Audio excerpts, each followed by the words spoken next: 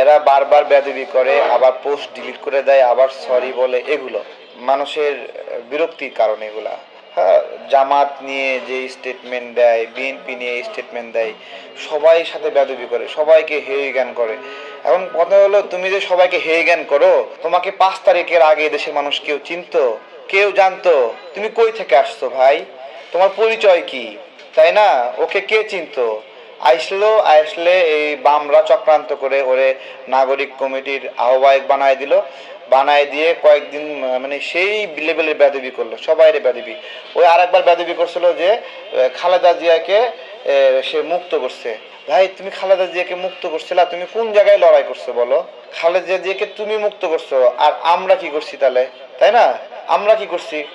BNP নেতা কর্মীরা কি করছে, জামাতের নেতা কর্মীরা করছে, এমন বেয়াদবি করে, ধরাকে সরা জ্ঞান করে। জামাতে ইসলাম নিয়ে বেয়াদবি করে। জামাতে ইসলাম এই গত 15 বছরে কত কষ্ট করছে, একের পর এক 11 জন তাদের নেতাকে হত্যা করছে, ফাঁসি দিছে, তাই না? আমি আপনাদেরকে একটা কথা বলি, আমি জামাতের সমস্ত কাজকে সমর্থন করি না। আজকে দেখেন, জাতীয় পার্টি, তাই না, আওয়ামী লীগের সঙ্গে ছিল। আচ্ছা, জাতীয় পার্টির কাউকে গ্রেপ্তার করা হয়েছে?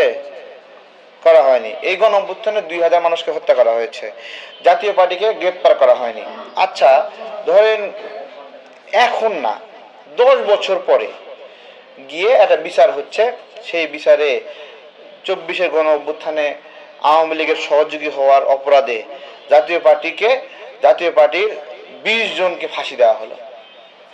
কত বছর পরে? 10 বছর পরে। বিষয়টা কতটা প্রাসঙ্গিক হবে বলেন? আপনি আওয়ামী লীগের কোথাও দড়ি লাগাইতে পারেন না, কিন্তু আওয়ামী লীগের সহযোগী হওয়ার জন্য 20 বছর পরে জাতীয় পার্টিকে আপনি ফাঁসি দিবেন। জামাতি ইসলামটাকেও একইভাবে 1971-এ পাকিস্তানের সহযোগী হয়েছে নাকি, কিন্তু দখলদার হলো পাকিস্তান, তাই না? এখন পাকিস্তানের কয়জনকে আপনি ফাঁসি দিয়েছেন? পাকিস্তানের সবাইকে সাধারণ ক্ষমা ঘোষণা করে পাকিস্তানে পাঠাই দিয়েছেন, কিন্তু রাজনৈতিক প্রতিহিংসা থেকে জামাতের লোকরা সহযোগী হওয়ার কারণে আপনি হলো 40 বছর পরে আইসা ফাঁসি দিচ্ছেন। তাহলে এখন জাতীয় পার্টি আওয়ামী লীগের সহযোগী হওয়ার কারণে 10 বছর পরে ফাঁসি দেওয়া যতটুকু প্রাসঙ্গিক, জামাত ইসলামকে ফাঁসি দেওয়া এরকম প্রাসঙ্গিক না? অপ্রাসঙ্গিক না? এই বিষয়গুলো কে না বোঝে? এই আওয়ামী লীগ জামাত ইসলামকে সাথে কেউ নিয়ে রাজনীতি করলো না ভাই? করছে কিনা বলেন?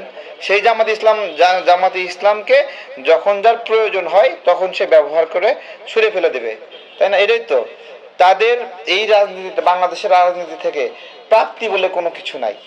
জামাতে ইসলাম কখনো ক্ষমতাকে এনজয় করেনি ওইভাবে। একবার বিএনপির সঙ্গে কয়েকটা আসন মিলে ছিল, সেই সময় তারা কিছুটা রাজনৈতিকভাবে লাভবান হয়েছে। এছাড়া ওভারঅল বাংলাদেশের রাজনীতিতে তাদের প্রাপ্তি নাই তেমন রাজনীতিতে, ঠিক আছে? তো এখন জামাতে ইসলামকে এত ডিফেমিং করার কি আছে? আমাদের বিভিন্ন বিষয়ে দ্বিমত হয়, কথা হয়, কিন্তু মৌলিক বিষয়ে যারা দীর্ঘদিন লড়াই করছে, সংগ্রাম করছে, ভাই তাদের সাথে বেয়াদবি করা মানে মানে এখানের মানে বিদ্যমান ইস্টাবলিশমেন্টকে অস্বীকার করা, গণ অভ্যুত্থানকে অস্বীকার করা। এই গণ অভ্যুত্থানে বিএনপির যে যতগুলো মানুষ মরছে, ঠিক আছে, এই যে মানুষগুলো মরে গেছে, ছাত্র দলের ছেলেপেলে মরছে, তাই না? ছাত্র দলের ছেলেপেলেরা হলো মানে বুড়া, আর হলো নাসিরউদ্দিন পাটোয়ারিরা হলো তরুণ নাকি? মানে এখানে ছাত্ররা ছাত্র না, আর হলো তারুণ্যের মানে হলো মানে ধারক বাহক। এই তো এগুলো, এই বেদব গুলোকে আমরা চোখে চোখে রাখছি।